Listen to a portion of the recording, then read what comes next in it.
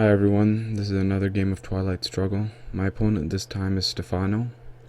One thing I have to mention before starting is that my opponent disconnects or something on turn 7, I think. So even though it's not a full game, I still thought it was a pretty good game because I felt this game really exemplified the dichotomy between the Soviets and the Americans that sort of exists in this game, where the Soviets kind of have the initiative in the early war and the early mid-war, and then the Americans kind of fight back with stronger events in the mid-war and try and regain some ground.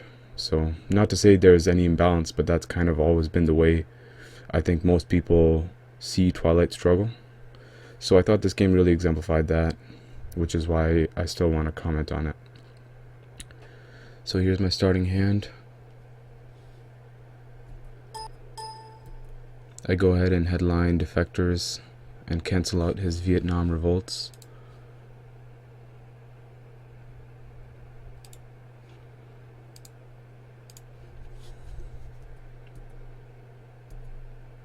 AR1, he coups Iran. It's pretty successful, and he puts 3 into it.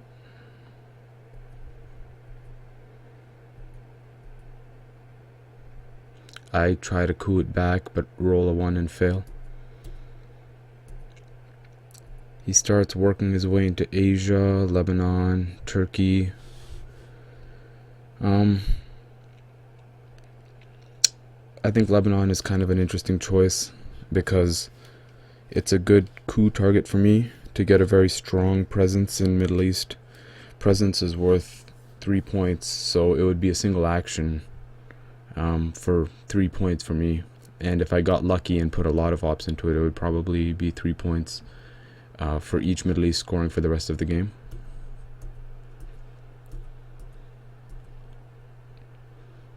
Instead, I defend Panama, put some ops into Greece, and start working towards Thailand, because he's sort of initiated a sort of race in Asia, so I want to work my way through as much of Southeast Asia as possible. But by not coupping right now on this action, I left him the option of coupping Panama, so I wanted to protect it a bit. And the Greece play is just so he doesn't get too many of the 2 stability battlegrounds in Europe. He actually plays destalinization for ops. He might have a low ops hand or something, but if I was him, I would probably hold on to this and play it for the event. It's the strongest event in the game, in my opinion. Just because it lets you put influence anywhere. You can just do anything you want, basically. It's good to play after Romanian abdication, though. And, yeah. He plays Suez Crisis for the event, knocks me out of Israel, effectively knocking me out of the Middle East. Though I can still coup in, which I should probably do.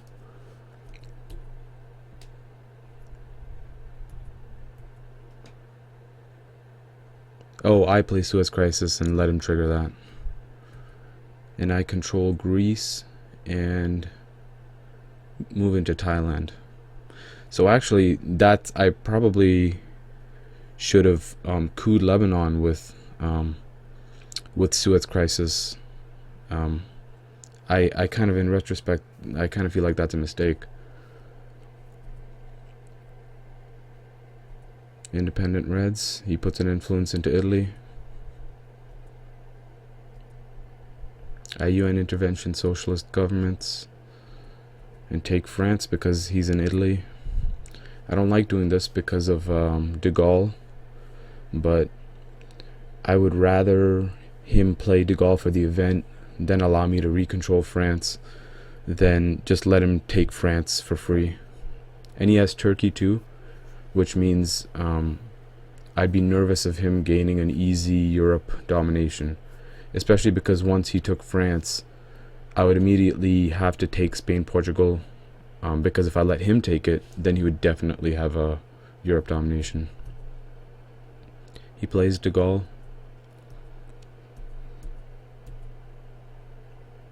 I play the Cambridge 5, and basically I suppose I chose to prevent his domination in Europe at this point, which is why I put influence in Spain, Portugal. I don't know why I didn't control Spain, Portugal, but I guess I thought that if you wanted to control France, you couldn't possibly also control Spain, Portugal, so I'd have an opportunity in the future. And the influence in Laos, Cambodia would allow me to pressure India, because if I continued to move through Asia, he doesn't really have, I mean, he's not controlling Pakistan or India, so I could pressure them, potentially.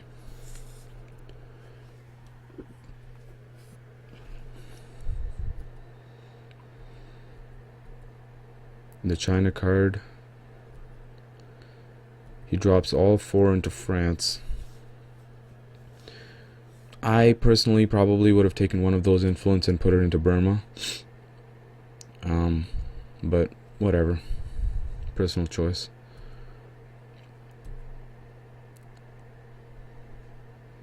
I tried to coup Lebanon with my last action round. Actually, the turn ends with DEFCON at 3, so it's going to move to 4 next turn, which is going to allow him to potentially coup Thailand. No change in VPs right now. And yeah, of course, my coup in Lebanon failed, which sucks, actually. But I guess I'll have an opportunity next turn, since DEFCON will move to 4, allowing 2 coups. Oh man, I draw 2 scoring cards, which is really, really bad. And I have Red Scare Purge, so I kind of want to play that. But at the same time, I want to play a scoring card in my headline just so I don't have dead action rounds. So I decided to do it just because, you know, turn 1 and 2, you're really sort of establishing your baseline for the rest of the game. So I want to have some sort of advantage. And I definitely don't want to play Middle East scoring in the headline because I want to try and take Lebanon or at least one country in Middle East before playing it. And in Asia, it's hard to say what's going to happen, but my influence spread means that I can, at worst case scenario, I can prevent his domination if he controls more battlegrounds than me.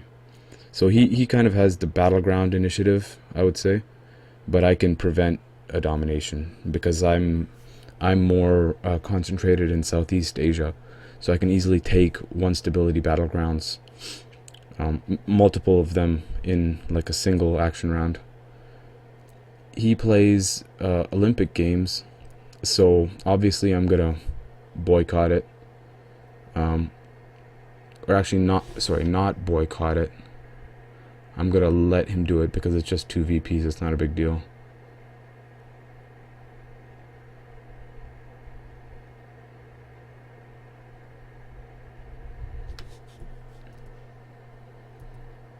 He gets the 2 VPs.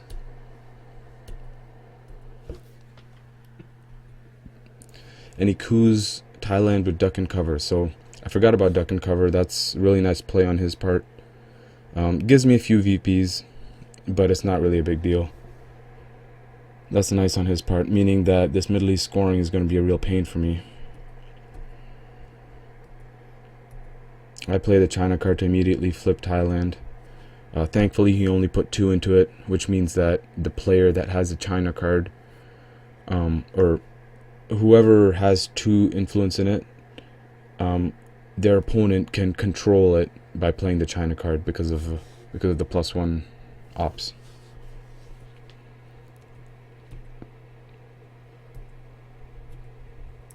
He takes Vietnam. This is kind of unnecessary because Vietnam revolts is still kicking around. It could even be redrawn next turn.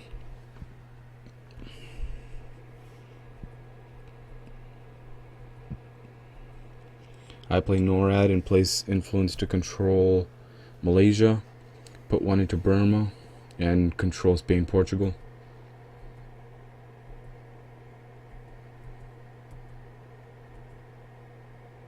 He controls Finland. So I guess what he's trying to do is gain his Europe domination, but That's kind of a weird way to do it. I mean, he could have just put those four or those influence to try and control like Austria and or Yugoslavia, and then he could try some like late game shenanigans potentially with trying to move DEFCON to 5 and then realigning Italy or something.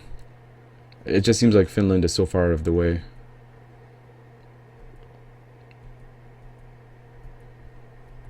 I control Canada with Formosan Resolution. He scores Europe and gains 1 VP. I just, forfeit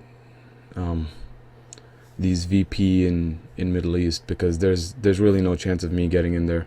I don't have an event that'll get me in there in early war, and it's not really ops efficient for me to creep towards the Middle East.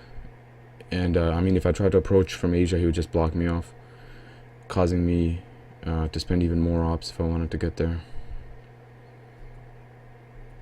He starts moving into Algeria. That's actually kind of a priority target for us both. He starts establishing some influence there.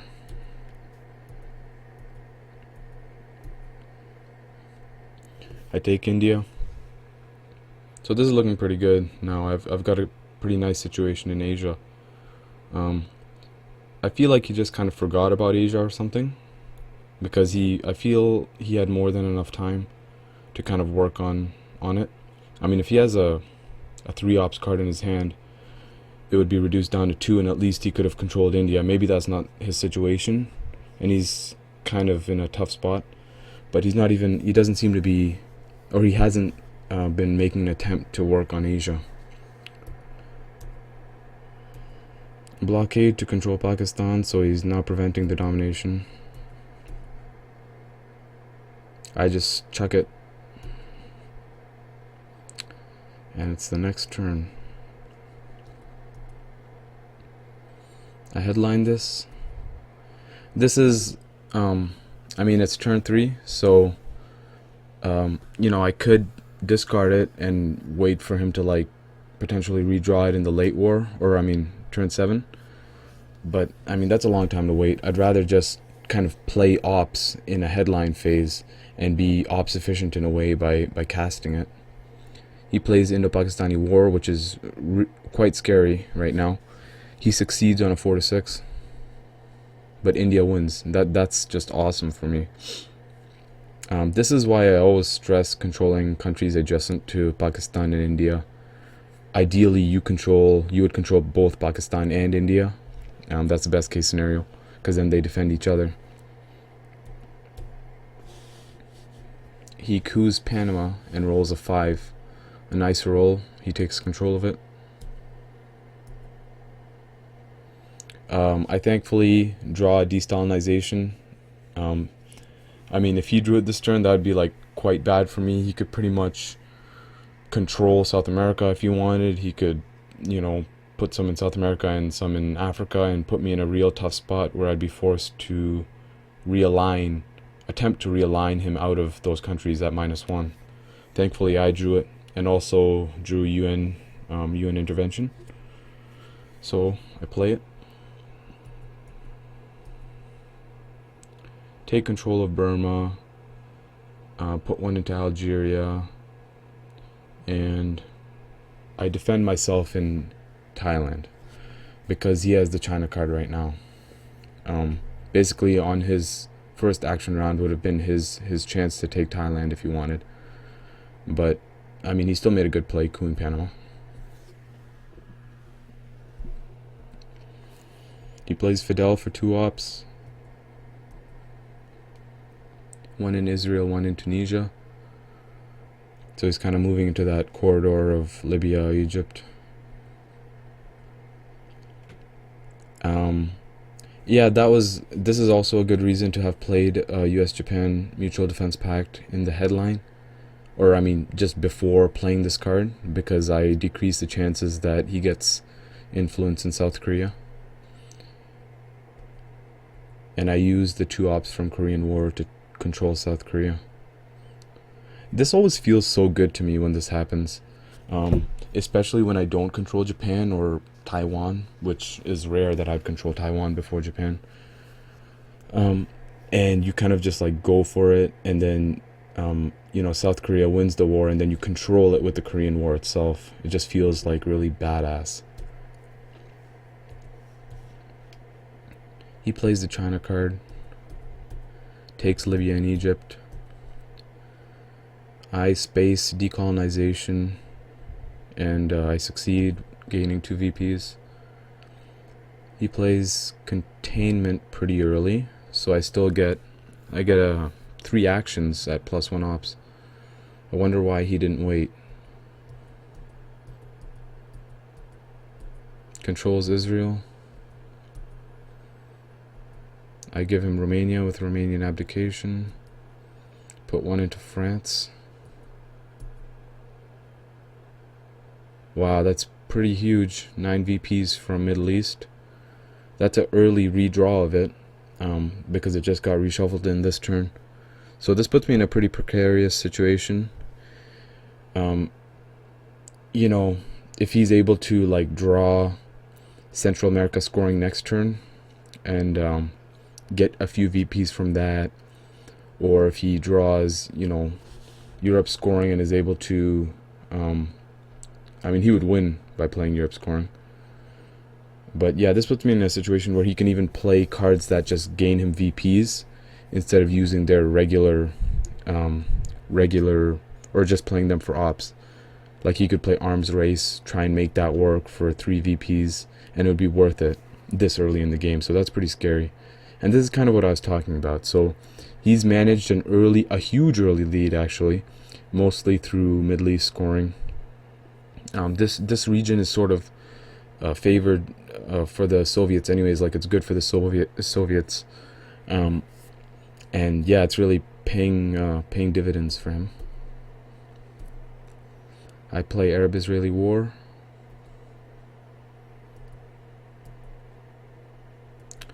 And keep popping influence into France. He spaces 5-year plan, meaning that he must have some really bad... Oh, he must have CIA created. He does have CIA created in his hand. So that would be a game loss. But really you should have headlined it.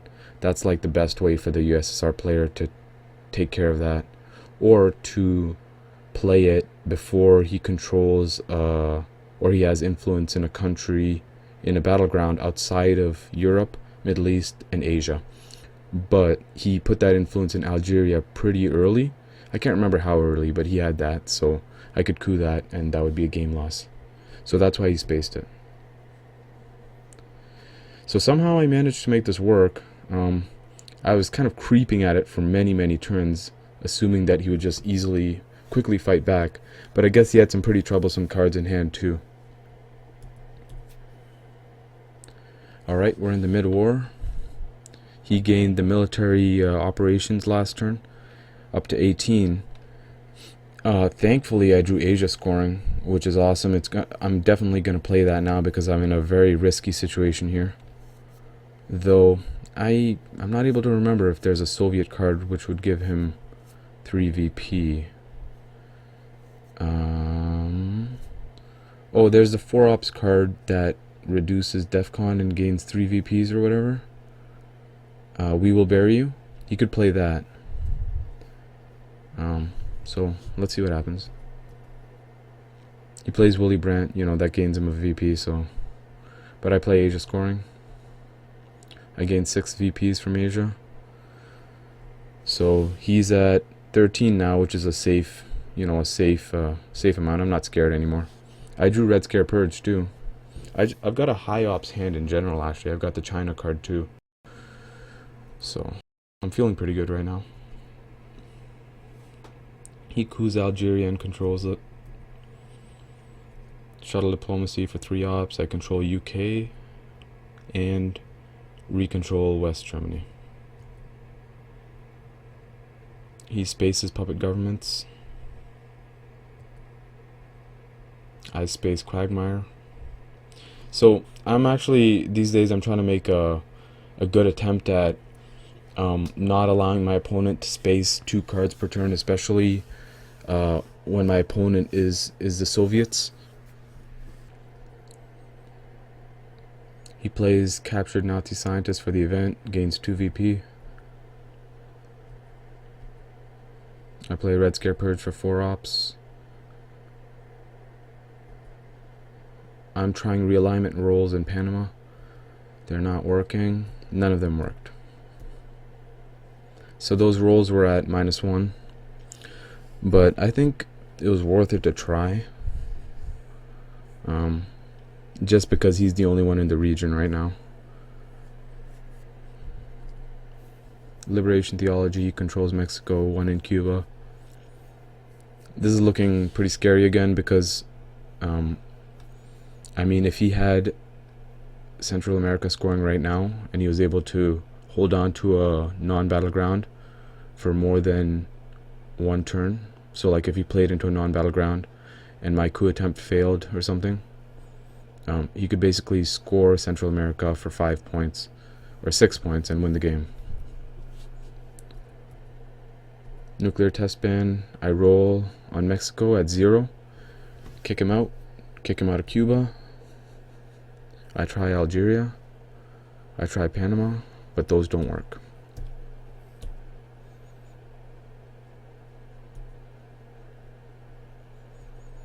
He plays Nasser to control Tunisia.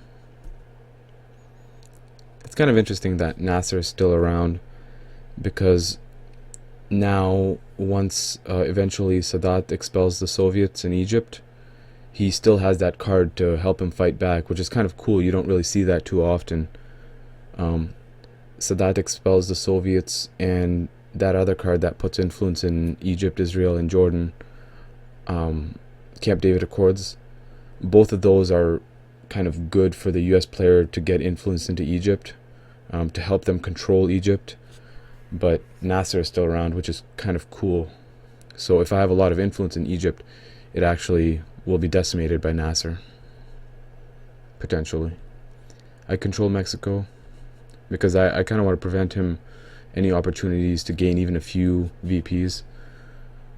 Basically, I mean, Central America would only score 2 for him right now, but he's at 15, so that's a big deal. He plays NORAD, and I got rid of Quagmire, so this is kind of cool. I'm going to get some use out of this card. I spaced Quagmire earlier, so he controls Costa Rica. Kind of unnecessary at this point. He probably could have just put 1 into it, and then once he controlled Cuba through most likely Fidel, or maybe just gangster it by going through Nicaragua successfully, you know, then he could control Costa Rica if he had no other non-battleground for a domination. But right now it feels a little bit premature to control Costa Rica. I guess he could also be trying to prevent against realignment rolls, but if you put 1 into Costa Rica, or if he put 1 into Costa Rica and I realigned him out of Panama, he could still place into Panama, and it'd just be this kind of BS battle, which I'd be kind of losing because I'm rolling at -1.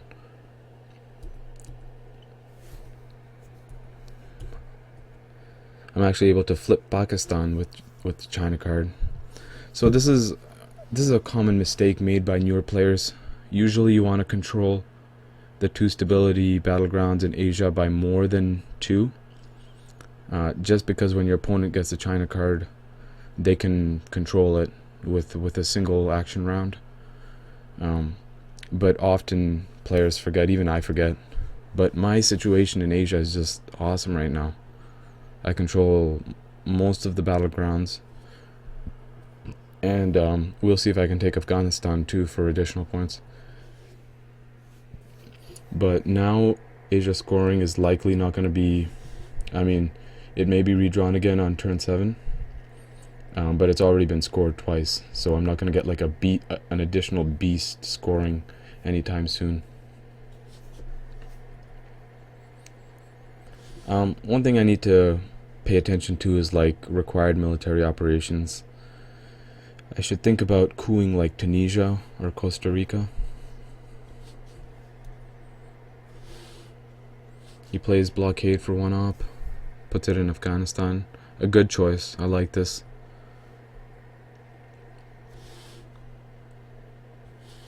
I play special relationship for 2 ops. Bump Pakistan by 1 prematurely, I would say. I mean, I didn't need to put this quite yet. And 1 into Afghanistan. Like, I just gave him the China card, so I didn't need to do it just yet, but I probably did it just so I wouldn't forget it later. I would probably forget it later if I didn't do it now. Okay, so next turn. I let him gain his 2 points from military operations, which is definitely a mistake. But it's one that I make all the time, and I gotta be more careful about. Cambridge 5, which is a pretty nice play, and I play Che. I mean, if you look at my hand, I don't really have any good US headlines, and this headline for me doesn't help him at all. I don't have any influence in non-battlegrounds in Central America or South America or Africa. His Cambridge 5 also doesn't do anything because I don't have any scoring cards.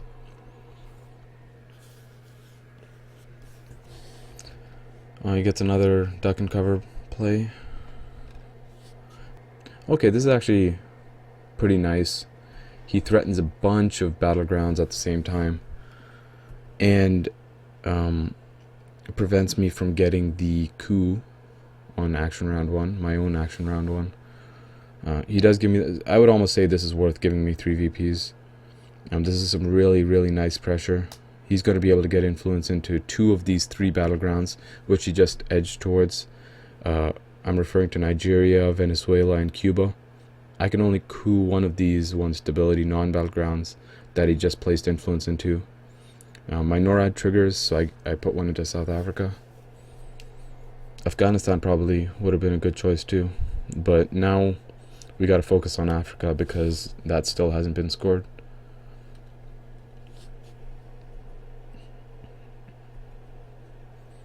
Actually, that play last turn, his play, was even better because none of these regions have been scored. Neither Central America, South America, or Africa. I decided to coup Colombia, but am unable to put my own influence into it, which normally isn't that great when you're doing one of these like non-battleground coups, back and forth coups to get to like a Venezuela or something like that, because your opponent just coups it back. But at this point, I would have loved even 1 influence because his priorities are Nigeria and Cuba. But I suppose that even if I put influence into it, he could still coup it back, and we'd be back where we started. Yeah, actually. Yeah. So I'm wrong, actually. This is probably a better situation. Because now he's forced to put influence into Nigeria and Cuba, or I'll just coup 1 of those countries next turn.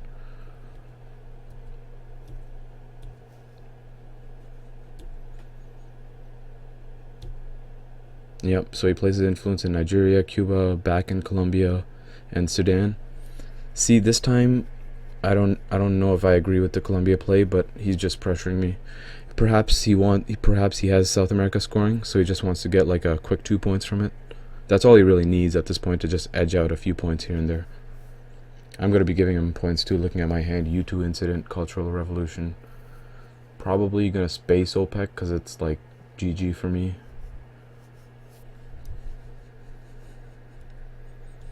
Marshall Plan isn't even really that good for me right now, but I defend all these countries. I give him a VP. And coup Colombia, it's a huge coup. So likely he won't coup it back. He plays Allende, 2 in Chile. So hilariously enough, Muslim Revolution isn't like horrible for me. It's actually awesome. It's just a free 4 ops card. I control Venezuela, South Africa, and Angola.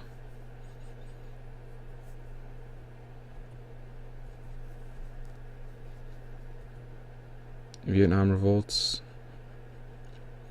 He controls Chile and moves into Argentina. Give him one more VP. Zaire in Brazil.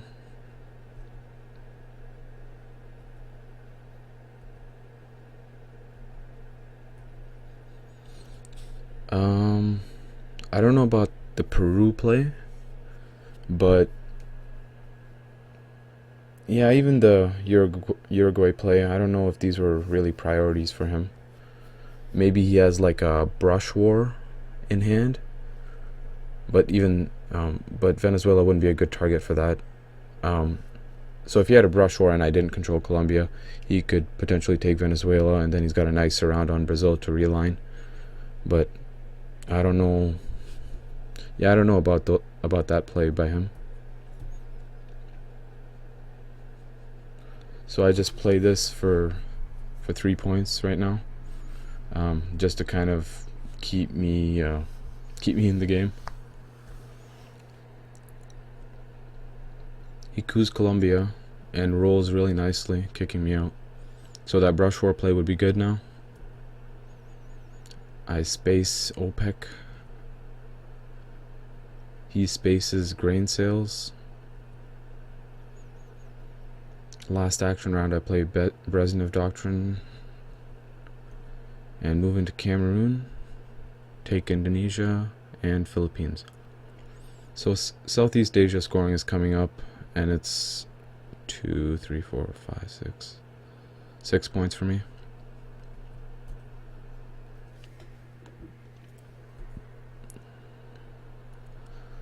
So here they are, South America scoring, Southeast Asia scoring. I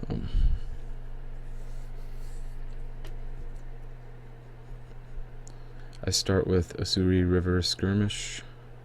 He plays Portuguese Empire Crumbles. So I put 2 into Afghanistan to control it and go for North Korea. Controlling Asia is just awesome. It's so many points. He controls Angola, but I've got some nice realigns on it. +1 realigns.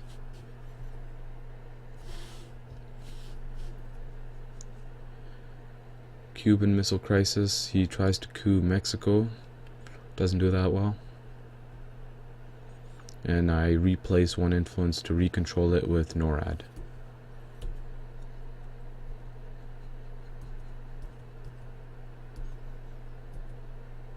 I take North Korea because for some reason he didn't think it was a priority.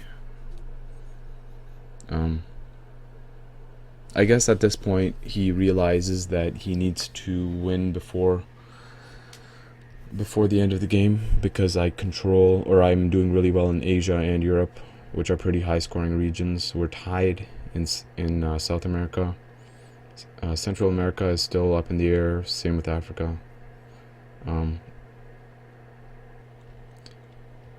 Yeah, so this is actually where my opponent disconnects. So again, I gotta apologize for giving an incomplete game, but I thought it was kind of cool how that worked out. He got a good early lead, a very strong early lead, getting up to 15, 16, and even 18 VPs at some points, and I kind of had to struggle to bring him back. And at the same time, I was competing with him in different regions around the board and kind of gaining slight advantages here and there, eventually achieving a control of Asia. But really this game could have gone either way still. Since he has a VP lead, he could easily win with war games in late war. However, if I redrew the Asia scoring card, or if he was forced to play it, that would have been huge for me as well, bringing it back to, like +2, +3 points for the US. So, I think this game really exemplified that balance between the Soviets and the Americans in a very apt way. So that's why I wanted to comment on it. I would have loved to finish this game, and I was really quite upset when I couldn't. I kept hoping. I actually kept the game open for like almost half an hour or something, waiting for the player to come back. But yeah, anyways, that was my game versus Stefano. Hope you guys enjoyed it, and keep struggling.